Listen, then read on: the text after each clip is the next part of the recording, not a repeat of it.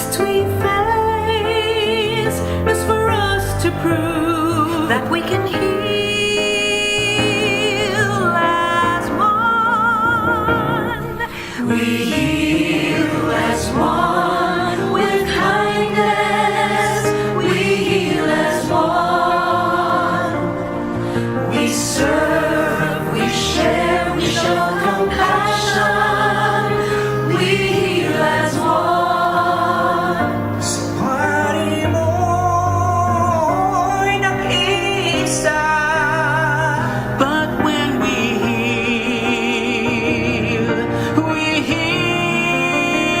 heal as one.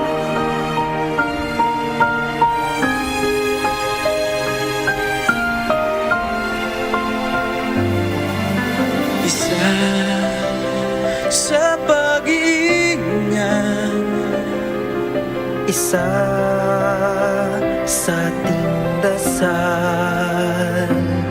Lahing nagpapatunay na tayo'y makatao pa. Together we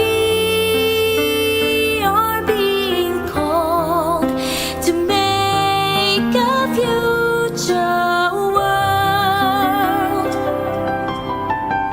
The test we face is for us to prove that we can heal as one. It's when we heal as one. We heal as one with kindness. We heal as one.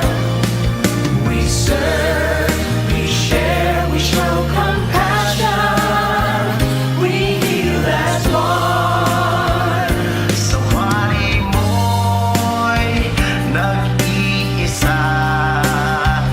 But when we heal, we heal as one with kindness. We heal as one. We serve, we share, we show compassion. We heal as one. Sa wari mo'y nag-iisa. Lumipas at magbago ang panahon. Iisa at nakatatak ang kauna-unahang himpilan sa paghahatid ng serbisyo publiko at balita. Ito ang Radio Mindanao Networks. Higit 6 na dekada sa paglilingkod sa masang Pilipino. Sa Metro Manila, ito ang DZXL 558 Radyo Trabaho, ang inyong gabay sa hanap buhay. Buong puwersa ng mga radyoman, Kasama mo sa palasyo ng Malacanang. buong bansa, Live tayo, Luzon, Visayas, Mindanao. RMN News Nationwide. Mabuhay Pilipinas, umaga na po ng Biyernes mga kasama. Kami po yung mga radyoman. Ako si Buddy Oberas. 26 na po sa buwan ng Hunyo 2020. Ako si Radyoman Willie Delgado Jr. Live tayo nationwide sa lahat ng RMN stations. Live din sa WRMN New York, USA. At sa Facebook, Rmn News. Headlines. RMN News Nationwide. Abot system, pinapayagan pa rin sa border ng Cebu City kasabay ng pagpapatupad ng lockdown. If there's a need, may mga actually, may mga request din sila. If there's a need, pinapa-assess ko sa task group. Mga tradisyonal na jeep kailangan munang makakuha ng special permit bago bumiyahe. Dapat yung sasakyan niya, dali niya sa LTO para ma-check. Pangulong Rodrigo Duterte, di ba pang ASEAN leaders magpupulong para sa isang virtual summit ngayong araw. Pagpapauwi sa mga locally stranded individuals sa mga probinsya, sinuspindi muna ng pamahalaan. Kailangan munang ihinto ang pagbiyahe ng ating mga LSI. 800,000 na mga bagong graduates hirap na makahanap ng trabaho bunsod ng quarantine restrictions ayon sa DOLE. Ito po ay nalaglag sila doon sa tinatawag po natin na labor force. Education Secretary Leonor Briones hinamon na mag-demo ng distance learning. Palitan tatak RMN Naga City muli nakapagtala ng kaso ng COVID-19 matapos ang higit isang buwan. May bayog dagat 3 katao nasawi sa malawakang pagbaha sa Ukraine. Sa sports, Vince Carter, opisyal na magre-retiro sa NBA. At sa showbiz, Aiko Melendez, sinampa ng reklamo ang netizen na nanirang puri laban sa kanyang anak na si Andre Iliana. Weather update. RMN News Nationwide. Mga kasama Rmn Willie, gawin muna nating deliciously healthy ang ating agahan sa pamamagitan po ng paggawa ng egg mayonnaise spread na masarap ipalaman sa mainit din na pandesal at kape ngayong malamig ang simoy ng hangin ngayong umaga. Intertropical Convergence Zone pa rin kasi ang makakaapekto sa Bicol Region, Mimaropa, Visayas at Mindanao, kaya asahan na maulap na kalangitan na may kalat-kalat na pagulan, pagkulog at pagkidlat sa nasabing mga lugar. Pagdating ng tanghali, buksan na lahat ng inyong bintana sa bahay at ibuhol na mga kortina. Magpalamig na rin po ng tubig sa rep kahit bumili ng yelo. Ay bumili ng yelo ha. Maglalaro po kasi mga karadyo sa 25 to 33 degrees Celsius ang temperatura sa Metro Manila, habang 25 to 32 sa Metro Davao at 25 to 31 sa Metro Cebu. Magiging maganda ang panahon sa iba pang bahagi ng Luzon pero patuloy pa rin ang pagulan sa gabi dulot ng localized thunderstorm. Sumikat ang araw kaninang alas 5:29 ng umaga. At lulubog 6:29. Bayanihan laban sa COVID-19. RMN News Nationwide. Special coverage. Pinapayagan pa rin po ng mga otoridad ang abot system sa border o pagitan ng Cebu City. Yan ay sa gitna ng mahigpit na paglilimita sa galaw ng mga taong papasok at palabas ng lungsod bunga ng pinapatupad na lockdown. Sa ilalim ng sistema, maaaring ipaabot ng residente anumang bagay po na nais nito na sa sinuman na nasa kabilang bahagi. Ayon kay Cebu City Chief of Police, Police Colonel Earl Tamayo, magpapatupad ng one entrance, one exit policy sa Cebu South Coastal Road. Ang katabing Talisay City ay naghigpit na rin ang kanilang border control. Dagdag pa ni Tamayo, kakaunti na lamang po ang nahuhuling lumalabag sa quarantine protocols. Nigamay na po ang atong mga apprehension with regard sa mga nagsuot og face mask o katong especially katong mga pag-implement nato sa cancellation sa QPAS. Nangako naman sa Armed Forces of the Philippines Central Command Commander Lieutenant General Roberto Ancan na magde-deploy ng karagdagang tropa sa syudad kung kinakailangan. If there's a need, may mga actually may mga request din sila. If there's a need, pinapa-assess ko sa task group sa Cebu, Bohol, Siquijor ko na forces, Army, kasi lahat naman yan naka-augment sa task group. Sinabi ni Joint Task Force COVID Shield Commander Guillermo Lizar, nagtalaga na rin sila ng 2 special companies o action force companies sa Cebu para tumulong sa pagpatupad ng lockdown para maiwasan pa rin ang pagkalat ng virus. Umabot na sa 4,607 ang kaso ng COVID-19 sa Cebu City matapos makapagtala ng 70 bagong kaso. Sa tala ng Cebu City Health Department, abot sa 2,321 ang gumaling at nasa 119 ang namatay. Nasa 2,167 naman ang active cases kung saan sumasailalim ang mga ito sa treatment of quarantine. Ang Cebu City pa rin ang may pinakamataas na bilang ng infections sa buong bansa kasunod ng Quezon City. Kabilang ang lusod sa emerging hotspots ng COVID-19 sa Visayas. Sa kabuuan, naabot sa 33,669 ang kaso ng COVID-19 sa bansa. 8,910 ang gumaling at 1,212 ang namatay. Radyoman Report. Sa Cebu City tayo magpunta po the assistance at bagong quarantine pass. Sisimula na ipamahagi ngayong araw. Kasama po natin sa update Radyoman Ken Galinea ng RMN Cebu.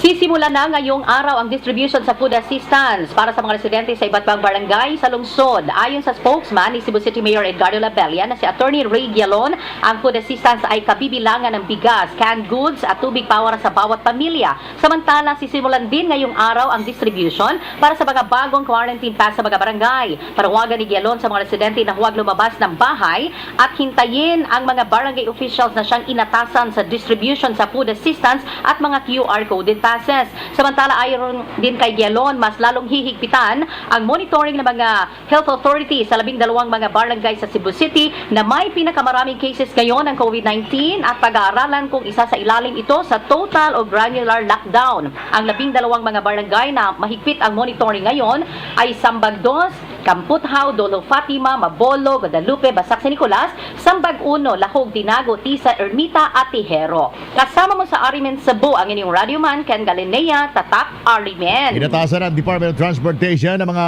operator ng traditional jeepneys na kumuha ng special permits mula sa LTO bago sila payagang magbalik operasyon sa susunod na linggo. Ayon kay Transportation Senior Consultant Alberto Swansing, kailangan pumasa mga traditional jeepneys sa emission test at roadworthiness test bago sila isyuhan ng special permit.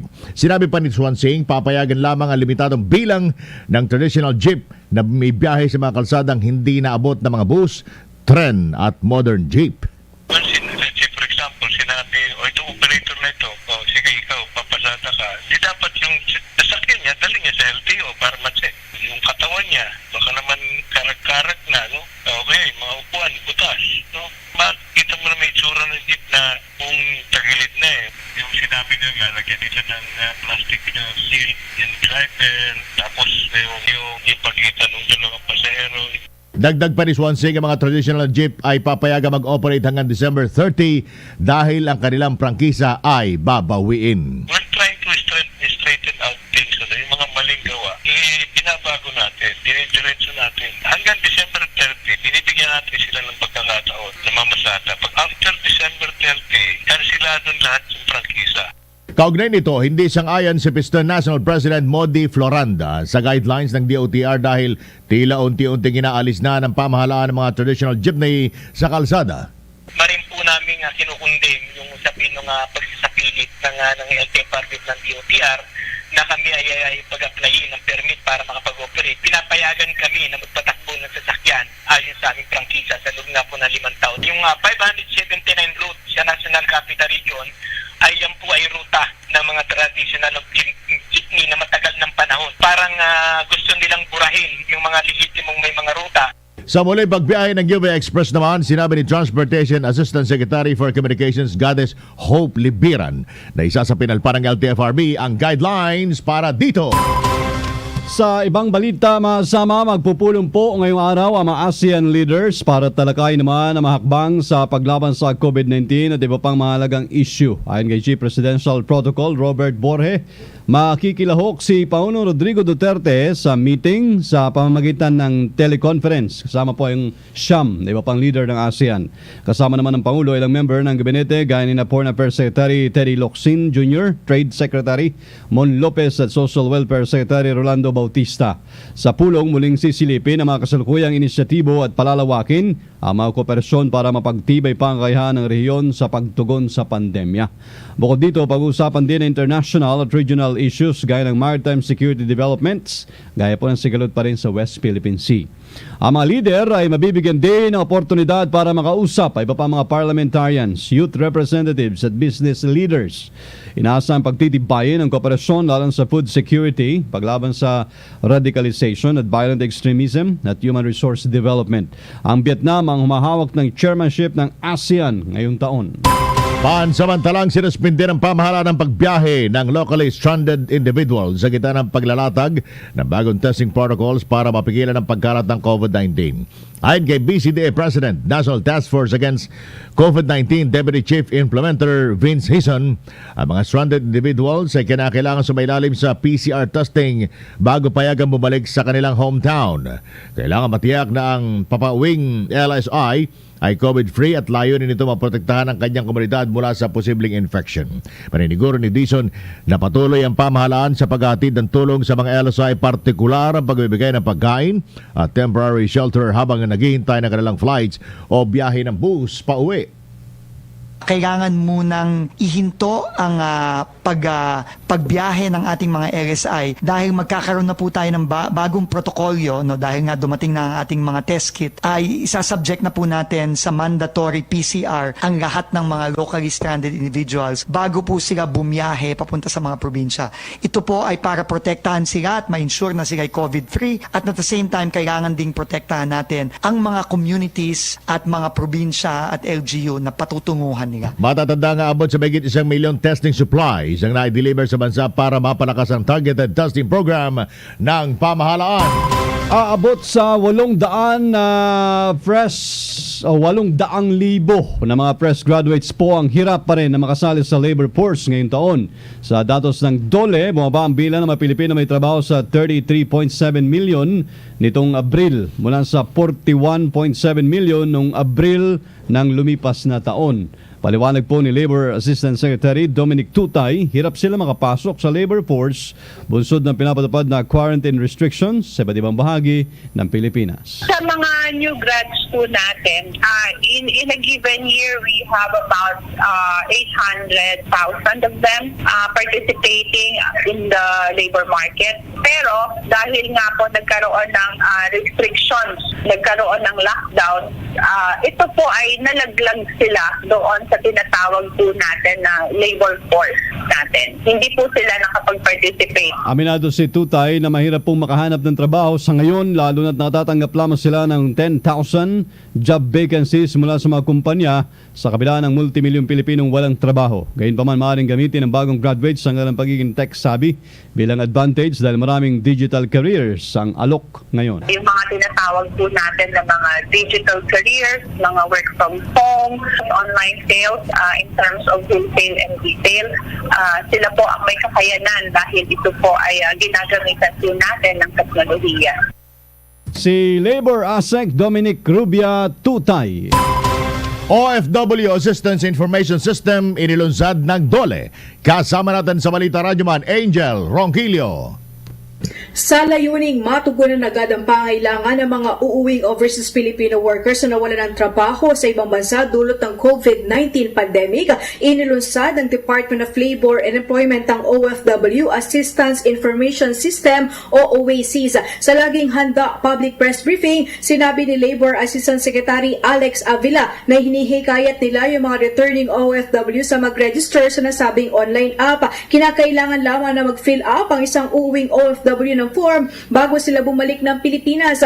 Nang sa ganon ay sa oras sa lumapag sila sa NAIA ay coordinated na ang kanilang pag-uwi. Sa pamamagitan ani nito ay agad na maisasalang ang OFW sa PCR test. Mayahanda na rin ang transportasyon maging ang tutuloy nitong quarantine facility para sa kanyang 14-day quarantine period. Sa kasakali naman ani ang walang access sa internet ang isang OFW ay maaaring dito na lamang paglapag sa paliparan mag-fill up ng form. Kasunod dyan, tiniyak ni Avila na nakakatalima sa Data Privacy Act ang nasabing online application at tanging detalye o impormasyon lamang ng kanilang pag-uwi ang hihingin dito at wala nang iba pa. Kasama mo sa DZXO Manila, Radyoman Angel Ronquillo, Tatak, Rmn. 60 pulis na nagdag sa bilang naman nag-positive sa COVID. Kasama natin sa update, Radyoman Rhea Mamogay.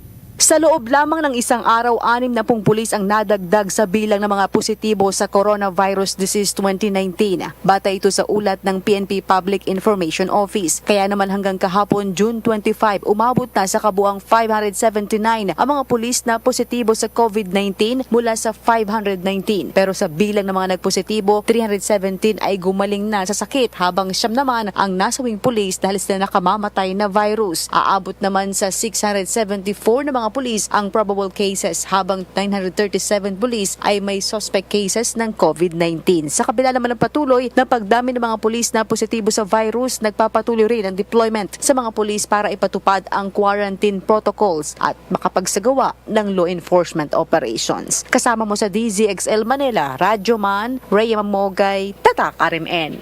Education Secretary Leonor Briones hinamo na mag-demo ng distance learning. Kasama natin sa Balita Radyoman, Conde Batak. Pinagdedemo ngayon ng ilang mga kongresista si Education Secretary Leonor Briones ng distance learning sa mga malalayo at mahihirap na lugar. Ito ay para personal na malaman ng kalihim kung talagang handa ang education sector sa pagbubukas ng klase sa Agosto 24. Git ni Assistant Minority Leader at ACT Teachers Representative Franz Castro, malaking sakripisyo ang ipinipilit ng DepEd na blended learning gayong kulang ang mga pasilidad, mga materyales at mga personnel, gayon din ang support para maka-access ng dekalidad na edukasyon ng mga estudyante. Hindi anya kakayanin ng mga mag-aaral na turuan ang kanilang sarili sa pagbabasa ng learning material sa bahay at hindi rin kaya ng lahat ng mga magulang na magabayan ang kanilang mga anak. Sinabi pa ni Castro na ang mababang enrollment rate ngayong school year ay senyales na maraming mag-aaral ang mahihirapan kapag ipipilit ang blended learning mode, lalo na para sa mga pinaka-mahihirap na pamilya. Kasama mo sa DZXL Manila, Radyoman Conde Batak, Tatak, RMN. Samantala, magandang balita, magiging katuwang na po ng Department of Education ang ating DXBC Rmn Butuan sa pagsusulong ng blended learning. Sa interview ng RMN Manila kay DXBC RMN Butuan Station Manager Ramil Banges, magkakaroon sila ng segment na pinamagatang DepEd Update kung saan araw-araw po na magbibigay ng tanggapan ng briefing sa mga magulang na tagapakinig. Diyan ay paliliwanag iba't ibang paraan ng pagtuturo sa mga bata. Kung ano yung different modalities ng pagtuturo. So, nag-explain doon na ano yung modular, ano yung blended learning, ano yung radio-based, ano yung online way of teaching road. So, everyday, nagbibigay na ng briefing itong DepEd. Sinabi pa ni SM Banges na bubutin sila ng technical working group at dyan ay pag-uusapan kung ano po eksaktong oras para sa radio-based learning. Targetan nito ang mga elementary students. Yun ang ipaplansa namin sa technical working group, Rods. Pero ang suggestion ko, siguro mga 30 minutes or 30 minutes. 1 hour, depende na lang, no? Every day or weekends. So yun ang mga oras na pagpipilian. Tiniyak pa ni Manager Ahmed na ang mga learning materials na gagamitin sa radio-based learning ay magagaling po sa DepEd. Magsasagawa rin ng assessment kung gaano ka-epektibo ang paggamit ng plataforma tulad ng radyo sa pagtuturo sa mga bata. Bukod sa RMN Butuan, nakipag-partner na rin ang DepEd sa iba pang RMN stations sa iba pang bahagi po ng bansa, kabilang na dyan ang Kawayan. Abangan sa aming pagbabalik sa balitang tatak RMN Naga City. Nakapagtala muli ng COVID-19 makalipas ang higit isang buwan. At sa sports, Vince Carter nagretiro na sa NBA. Magbabalik ang Rmn News Nationwide. WHO has been assessing this outbreak around the clock. We have therefore made the assessment that COVID-19 can be characterized as a pandemic. Patuloy ang paglaban, pero hindi mo alam kung nasaan ang kalaban. Tumataas ang bilang ng mga tinatamaan at namamatay. The Department of Health reported new COVID-19 cases. The details of these new cases are currently being validated by our teams. Pero paano ito mapipigilan? Coronavirus disease ang banta ngayon sa bayan ni Juan. Huwag kayong lumabas muna ng bahay. Maging bayani, labanan ang coronavirus disease. Save your family. Save our country. Stay home. Stay home. A message from Radio Mindanao Network. Balitang Tatak RMN. Unahin natin sa Luzon area, mga kasama sa Pangasinan, bagong panganak na ginang nagpositibo sa COVID-19. Radyoman Report. Sama natin sa detalye live via Zoom si Radyoman Bansag Talaw ng IFM Dagupan. Isang bagong panganak na ginang ang pinakabagong naitalang kaso ng COVID-19 dito sa probinsya ng Pangasinan.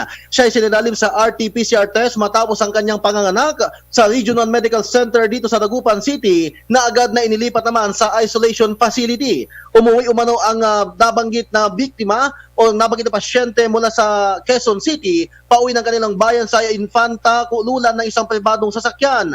Puspusa naman na yun siya sa gawang contact tracing ng RHU Katuwang ang ilang pang mga kawani sa unang nakasalamuhan nito sa Quezon City hanggang sa ito'y manganak sa isang pagamutan dito sa Dagupan City. Lahat din umano ng contacted person ng pasyente kasalukuyang nasa designated isolation facility ng bayan ng Infanta at nasa maayos na kalagayan. Sa ngayon, nananatiling asymptomatic ang pasyente kasalukuyang nasa isolation facility. Umabot na din sa 86 ang confirmed COVID-19 case sa buong probinsya ng Pangasinan. Kasama mo mula dito sa IFM Dagupan, Radyoman Badsag Talaw, Tatak, Rmn. Sa Bacolor, Pampanga naman, 33 pulis isinailalim sa swab test at quarantine matapos ma-expose ang isang kasamahan sa COVID-19 positive. Kasama natin sa Balita Radyoman, Mike Sagaral ng Rmn Bataan. Isinailalim sa swab testing at quarantine ang 33 pulis ng Bacolor PNP sa Pampanga. Ito ay matapos na ma-expose ang isa nilang kasamahan sa kaanak nito na nagpositibo sa COVID-19. Ayon kay Pampanga PNP Provincial Director Police Colonel Jean Fajardo, bilang precautionary measure sila ay nasa isang quarantine facility habang hinihintay ang resulta ng kanilang swab test. Kahapon sa Angeles City ay 22 rookie policemen naman ang nagpositibo sa COVID-19. Sila ay ginagamot ngayon sa One COVID Center sa ASEAN Convention Center sa Clark Freeport Zone. Kasama mo sa Central Luzon, Radyoman Mike Sigaral Tatak, Rmn. Punta tayo sa Naga. Makalipas sa mahigit isang buwan, naging COVID-19 free po sila pero ngayon nagkaroon ng kaso muli sa virus. Para sa update, Radyoman Mike Marpega, Rmn Naga.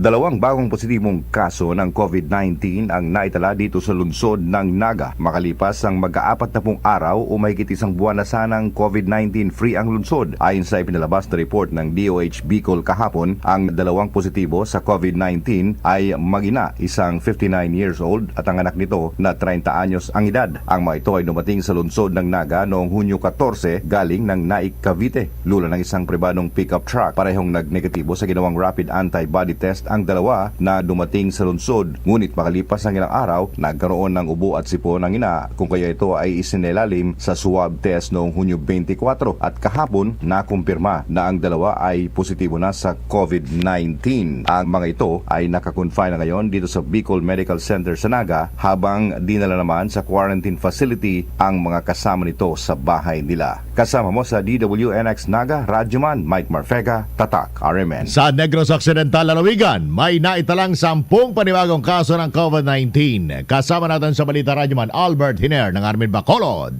10 panibagong kaso ng COVID positive ang naitala sa lalawigan ng Negros Occidental at lungsod ng Bacolod. Batay sa talaan ng Department of Health Region 6, siyam sa 10 ang mga LSI o mga locally stranded individuals at mga returning OFWs na pawang taga-probinsya at isa sa 10 ang residente naman ng lungsod ng Bacolod. Sa ngayon, mayroon ng kabuuang 78 COVID cases sa lalawigan at 30 ang confirmed cases sa Bacolod City. Samantala, pinangunahan naman ni Negros Occidental Governor Eugenio Bong Lacson ang ceremonial turnover para sa rice assistance sa 7 munisipalidad ng lalawigan na mas nangangailangan ng tulong dahil sa krisis dala ng coronavirus. Kasama sa mga munisipalidad ay ang San Enrique, Valladolid, Pontevedra, Cantoni, Moises Padilla, Pulipandan at Don Salvador Benedicto. Kasama mo sa DYHB Bacolod, Radyoman Albert Hiner, Tatak Rmn. Sa Mindanao, sa Davao, benepisyaryo sa SAP arestado, 4 na milyong piso ang halaga ng droga nakuha. Kasama natin sa detalye, Radyoman Renz Barbarona, Rmn Davao. Arestado ang isang 42 anyos na babae matapos nakuhaan ng 4 million pesos na halaga ng droga sa ginawang buy-bus operation sa kilometer 23 Bunawan, Davao City kahapon. Sa panayam ng RMN Davao kay Police Captain Rosario Aguilar, spokesperson sa Davao City Police Office, sinabi nitong isang benepisyaryo sa Social Amelioration Program o SAP ang suspect na kinilalang si Debbie May Abdullah taga Bukana, Barangay 76-A dito sa lungsod at mahigit isang buwan na umano nila nitong minomonitor. Sa operasyon investigasyon, nabilhan ito ng hininalaan na shabu at na-recover pa mula sa kanya ang 250 grams na nasabing droga. Ngayong araw nakatakdang kasuhan ng suspect sa paglabag sa Republic Act 9165 o Comprehensive Dangerous Drugs Act of 2002. Kasama mo sa DXDC Davao Radyo Manrens, Barbarona, Tatak, RMN! Business News. RMN News Nationwide. Tuloy pa rin ang pag-aayos po ng Department of Transportation makasama para makumpleto ang 36 port projects sa bansa. Sa kabila po ito ng epekto ng COVID-19 sa ekonomiya ng bansa. Ayon sa DOTR, target nilang tapusin hanggang June ang unang sinimulang 14 na proyekto habang sa katapusan naman ng taon ng 22 iba pa. Gagamitin po mga nasabing daungan sa mabilis na pagbabiyahe na mga essential goods sa labas at loob ng bansa. Ilan sa mga proyekto na kumpleto na ay ang Port of Borac, Port of San Fernando, Port of Kawit sa Buwak, Marinduque, Port of Estancia sa Iloilo, Port of Iligan, siyempre sa Iligan City, Lanao del Norte at Port of Pagna sa Bohol at iba pa. Palitan ng piso kontra dolyar 50.07. Balitang Sports. RMN News Nationwide. Opisyal nang inianunsyo po ni 8-time NBA All-Star at Atlanta Hawks forward Vince Carter ang kanyang pagre-retiro. Ay sa 43 years old na si Carter, tapos na siya sa paglalaro ng professional basketball kung saan tumagal din siya ng 22 years. At sa loob po nito ay nakapaglaro siya sa 8 koponan. Nakilala rin siya sa kanyang dunking skills magmula nang sumali ito sa slam dunk contest noong 2000 at dito na nagsimulang tawagin siyang Vinsanity. Matatandaan pong si Carter na lamang ang titirang NBA player na na-draft noong pang 1990s na nakaabot ngayong season bago makansila dahil sa COVID-19. Balitang Showbiz. RMN News Nationwide. Aiko Melendez, sinampahan ng reklamo ang netizen na nanirang puri laban daw sa kanyang anak na si Andre Iliana. Alamin natin ang balita mula kay Mama Lou. Tinutuon ng aktres na si Aiko Melendez ang kanyang banta sa netizen na nanirang puri laban sa kanyang anak na si Andre Iliana. Kahapon ay personal na nagpunta sina Aiko, Andre at ang nobyo ng aktres na si Zambales Vice Governor J. Kung Jun sa Cybercrime Division ng CIDG sa Camp Crame sa Quezon City para magsampa ng reklamo laban sa Twitter user na nanira kay Andre. Natukoy rin daw ang pagkakakilanlan ng Twitter user na tinawag ng kapuso actress na isang crazy Furbert. Matatandaan nitong Lunes ay nagpahayag ng galit si Aiko laban sa Twitter user na may handle name na @Jacquelines. Dahil sa claim nitong mayroon daw siyang hawak na sex video scandal ni Andre at in-upload daw niya ito. At kapag umabot sa 25,000 sa kanyang followers, hinama naman ni Aiko na ilabas ng netizen kung mayroon nga itong hawak na video dahil kung wala ay magsasampa sila ng reklamo. Unang itinanggi ni Andre na may sex video ito dahil sa katunayan daw ay virgin pa siya. Samantala, para maging updated sa showbiz happenings, bisitahin ang aming Facebook page, RMN DCXL 558 Manila at mag-subscribe sa aming YouTube accounts DCXL 558. Yan ang trending chika ngayong Friday morning. Ako si Mama Lou Tatak Armen. World News. RMN News Nationwide. Hindi ka umabot Hindi ako Radyo nakaabot. Manuel, Ang bilis, ang bilis. Naisahan ka. Daan-daan po mga residente sa Ukraine na napilitan lumikas dahil sa walang tigil na pagulan na naging dahilan ng pagkasoy ng 3 katao.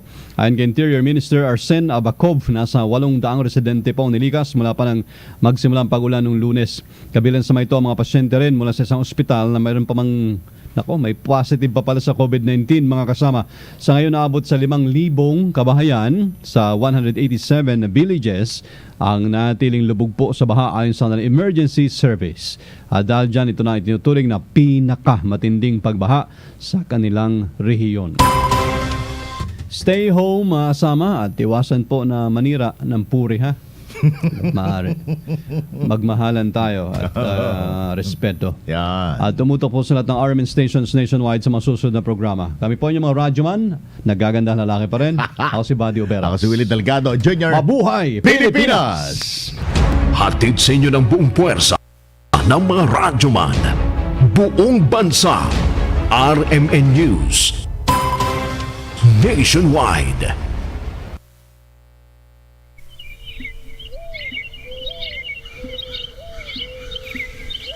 Paalala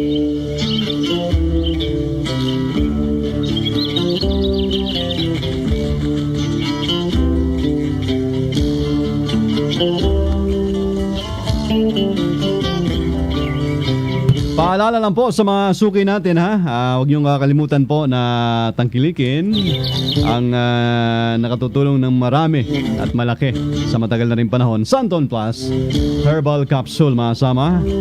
Ang kakampi po ng mga may nararamdaman sa kasukasuan, yung pong mga may UTI, tuberculosis at ulcer, lalo tigit din ha.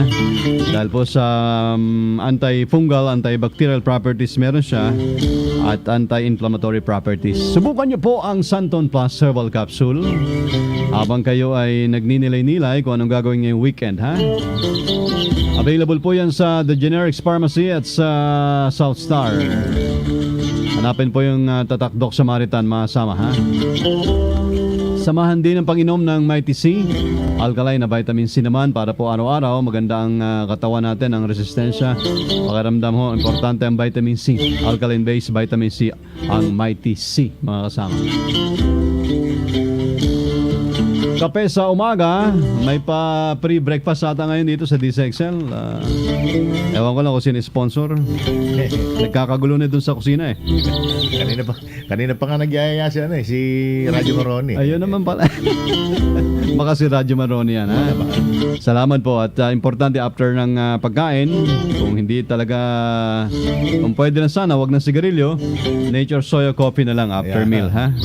Napatunayan pa ng mga eksperto magpapatibay natin immune system ang nature soya coffee. May soya, mangosteen at agaricus mushroom at meron din sa anti-cancer properties, genistein at diethyl. Nature soya coffee.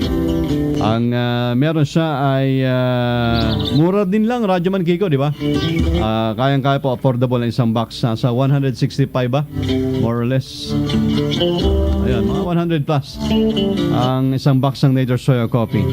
Huwag niyong kakalimutan ang kape na natural at gagabay sa ating kalusugan, mga sama, para mapasabi ka pa rin ng mga katagang soya. At kung food supplement po ang napag-uusapan, ito na po yung pang-ultimatum natin na pwede nyo rin tangkilikin. Marami nang bumibili rito sa atin ng Santon Plus Gold. At pinabisa pa, mas pinahusay, pinagaling pa dahil sa extracted mula sa ampalaya. Nadagdagan pa, mangosteen, malunggay, garlic at spirulina. Kaya't bili na po sa masuking botika ng Santon Plus Gold. Lalo tigit po sa may mga diabetes, hypertension, maraming dugo na nagdudulot ng iba't ibang mga sakit mga kasama. Ito po ang solusyon para sa inyo, Santon Plus Gold, the powerful antioxidant in one capsule. Si Ma'am Adora Rodriguez ng PIA. Oy. Sa PIA, nakikinig pala sa atin every morning. Sila. Magandang umaga po sa inyo dyan sa PIA. Philippine Information Agency sa Visayas Avenue. Thank you. At magandang umaga sa inyo lahat dyan. Santon Plus Gold na po kayo dyan. Oras 35 makalipas ang alas 7.